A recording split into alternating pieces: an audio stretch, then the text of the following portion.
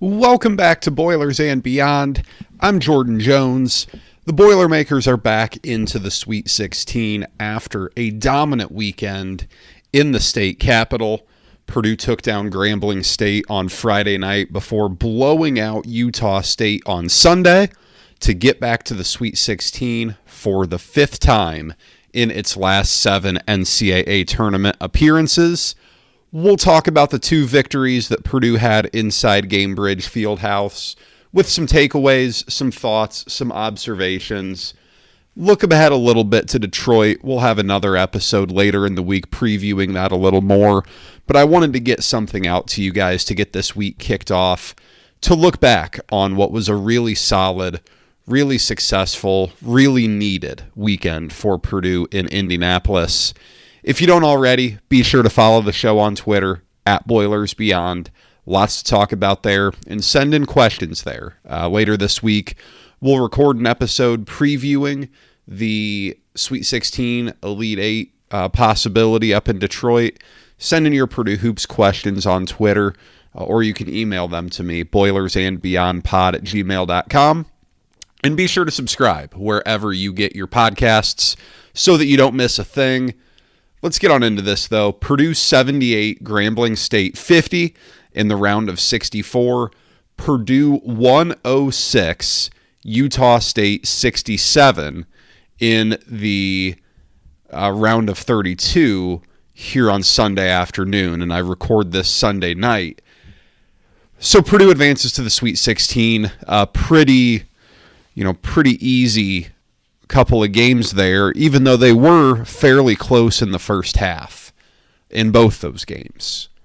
There was plenty of anxiety for Purdue fans coming into this weekend, and there was plenty of reason for that. How could there not be? It's no secret what's happened to Purdue the last 3 years in the NCAA tournament. It's understandable that there would be a little bit of angst and a little bit of anxiety coming into it, but I think the number one note is that this is a very different Purdue team than it was last year, than it was 2 years ago, than it was 3 years ago. You know, those 3 teams that CBS shows the graphic of the team that lost to North Texas, St. Peter's, FDU. This is a very different Purdue team, and you've really seen that here early on. This is a team that doesn't have the same defensive deficiency that the team 2 years ago did. It doesn't have the complete bottoming out potential from three-point range that the team last year did. And it's a lot more mature than the team was the North Texas team that, quite frankly, just kind of won without knowing how to win all year. A team that was very ahead of schedule that finally caught up to it. This team, it has a lot going for it.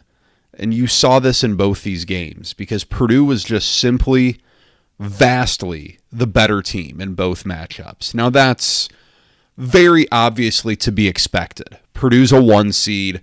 Purdue came into this thing 29-4. Purdue was clearly one of the 3 best teams in America all season. Purdue is supposed to win these games, especially that Grambling State game. Purdue is supposed to do what it did. But, even though Purdue started slow, and there was a time in that game where Purdue fans were probably sweating a little bit because Grambling was kind of hanging in there. Grambling was hitting some mid-range pull-ups against Purdue's drop coverage, which, that's kind of the bet, is that you can't do that for 40 minutes against Purdue.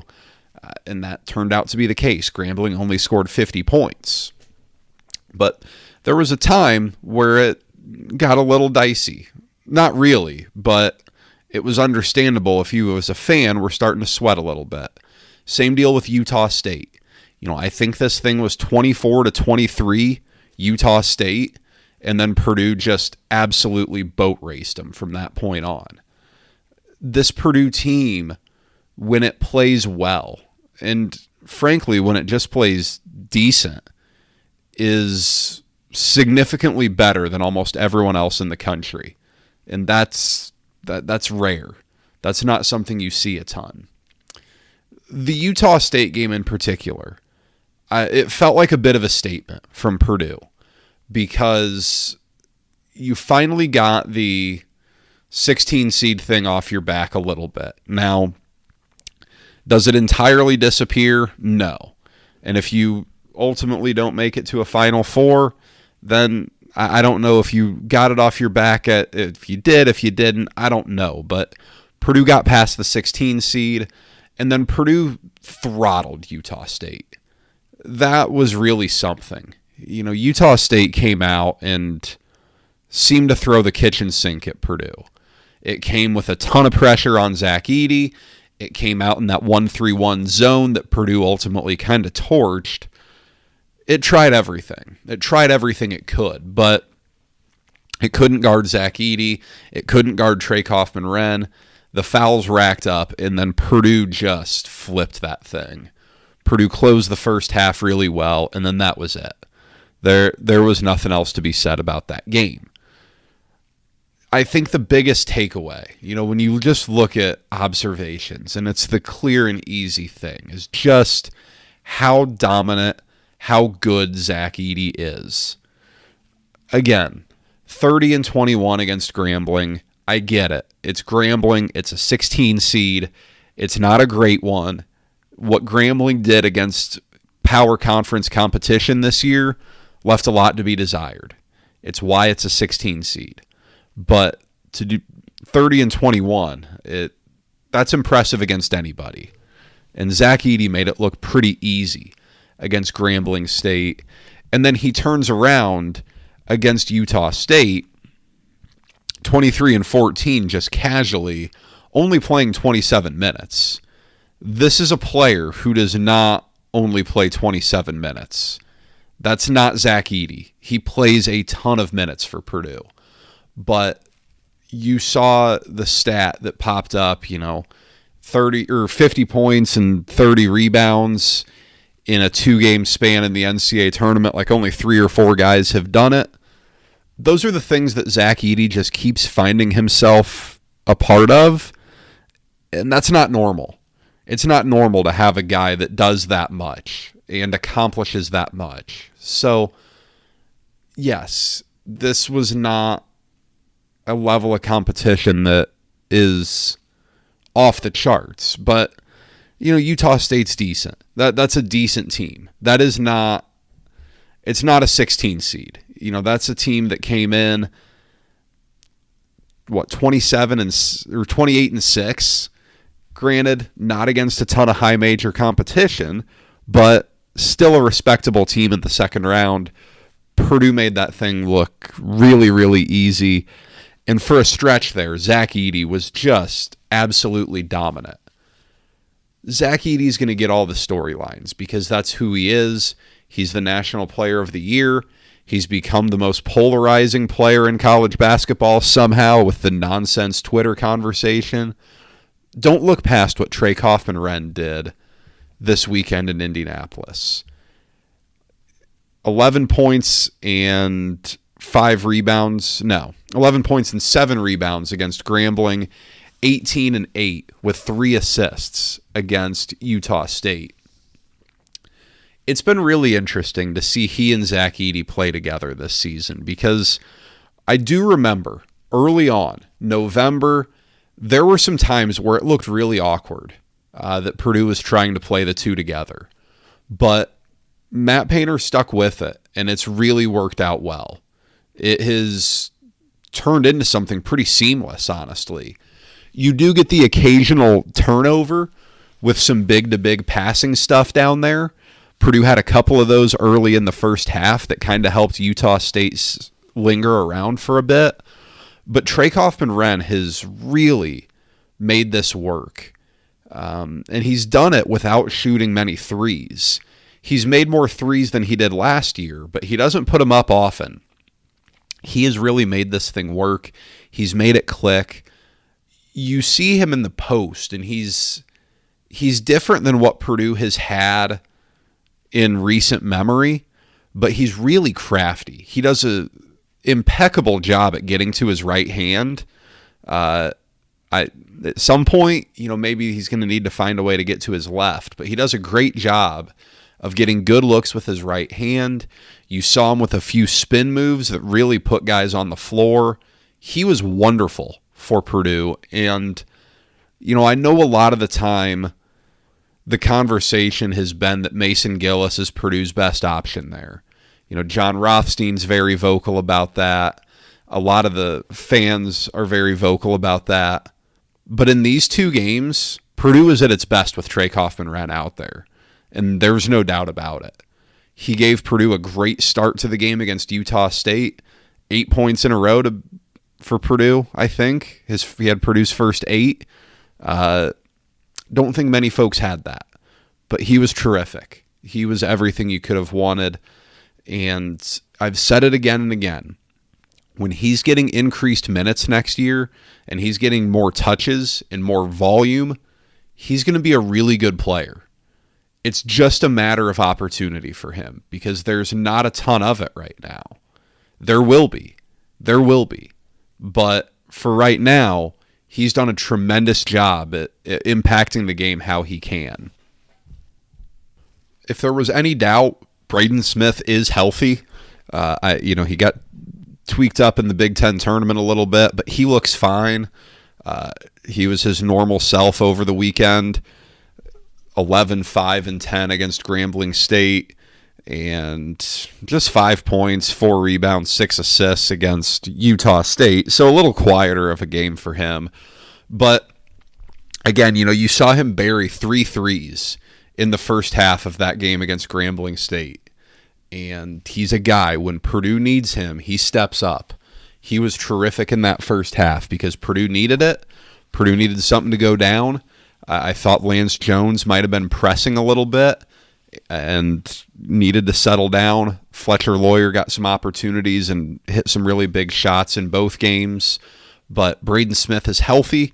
He's good to go, and that's huge for Purdue. Purdue's got to have it. He looked the part. And now, in theory, if there's anything that's not quite 100%, a few more days off by Friday, he's in pretty good shape here. Purdue wasn't perfect in these games. You never are. Purdue was very, very good, though. If Purdue plays like it did against Utah State, it's going to be really happy with how this season finishes because if Purdue plays like it did against Utah State, it's not going to lose in Detroit. And then it gets to a Final Four. We'll see who matchups are. You go from there. But Purdue was terrific. Purdue has kind of maybe got this little narrative off it for a little bit. It's not going to fully go away until Purdue gets to a Final Four. But Purdue has showed that it can win in the NCAA tournament. Purdue has showed that it can dominate in the NCAA tournament. This is a very multifaceted team. You saw it really come out with Camden Heide and Miles Colvin making an impact. There's this notion out there that Matt Painter is just incredibly stubborn as a head coach and that he doesn't change things, which I think is pretty far-fetched when you look at how much Purdue has evolved under his leadership. But you look at what Purdue's doing now, and it would be very justifiable for Purdue to play the same rotation it did all season because you had some really good wins with Ethan Morton getting significant minutes, with Caleb First getting some pretty significant minutes. Right now, those guys are not playing really at all until the game is locked up. When Purdue has sat Zach Edey before these games have been locked up, Purdue's gone with Trey Kaufman-Renn at the 5 and Mason Gillis at the 4. Ethan Morton has been completely passed up in the rotation by Camden Heide and Miles Colvin. Miles Colvin is getting legitimate minutes in the NCAA tournament after having several DNPs earlier in the year. Matt Painter is not just sitting back and doing the same thing. This is not a stubborn coach like some of the narrative can be out there. This is Purdue kind of going all in here, and betting on some higher upside guys. Credit to Purdue for doing it, because it's aggressive. There are still moments where on the defensive end, on the offensive end, it's not 100% smooth, but you saw Miles Colvin bury some 3-pointers against Utah State. You saw Camden Heide with some really big plays. He hits a 3, has a couple of dunks in there. Some really big plays for Purdue. That's all stuff that you didn't always see this year. Purdue is really kind of coming into a stride right now that I think you got to really be happy about. Purdue looks good. Purdue looks really good here. And, as you go to Detroit now, and I'll have a much more in-depth preview of the Sweet 16 and the weekend that could be later this week. But I wanted to get something out here just to talk about this. As Purdue goes up to Detroit, you get a rematch with a Gonzaga team that you beat. Gonzaga is playing very well right now. Don't get that twisted. That's not going to be an easy game. The betting markets have Purdue as about a 5-point favorite. KenPom has Purdue by 4 with a 67% win percentage. That's not going to be an easy game. Gonzaga's a tough out. Gonzaga's been to the Sweet 16 now 9 straight years. That's remarkable. That is absolutely remarkable. But, Purdue's a pretty good team too. You look at that bottom half with Tennessee and Creighton. Again, Purdue's found itself in a pod with chalk, with good teams. So if Purdue's going to do this thing and get to a Final Four, it's going to have to beat 2 good teams in Detroit. But generally, to get to a Final Four, you have to do that anyways. That's par for the course here. Purdue goes into this feeling pretty good about itself. I don't think there's much to be concerned about if you're a Purdue fan here that is anything other than just some of the history of Purdue encouraging fans to be a little bit cautious, because Purdue's in a really good spot here. Purdue will hopefully, for its sake, have some home court advantage up in Detroit. I was not at the games in Indianapolis, but it sure sounded like Purdue had some real support there, outside of the fiasco of getting in on Friday that it sounded like there was. But it should be a solid Purdue crowd. If nothing else, it shouldn't be too anti-Purdue. Tennessee will travel well. No clue on Creighton. Can't imagine there's going to be a huge Gonzaga contingent in Detroit, unless they really love their Little Caesars pizza. Who knows? This is where Purdue's at, though. This has been a year-long process of getting to this point, and you've got to be happy with where Purdue's at here. Purdue is, as you look at this, I don't think outside of UConn and Houston that anyone else is truly terrifying across the country. And I say this before Houston plays. I guess it's 3-3 right now. Now that I look at it, UConn is just eviscerating Northwestern right now. Not shocking. So we'll see what happens up in Detroit. I'm kind of rambling at this point. So that's all I've got for you today. I'll be back later this week. We'll preview the Sweet 16, talk about that Midwest region. Send in your questions. We'll do a big Q&A. Send them over. Twitter at BoilersBeyond. Email boilersandbeyondpod@gmail.com. We'll talk to you then. Be sure to send in questions. And until then, enjoy the week and get ready for the Sweet 16 and Elite 8 weekend and MLB opening day.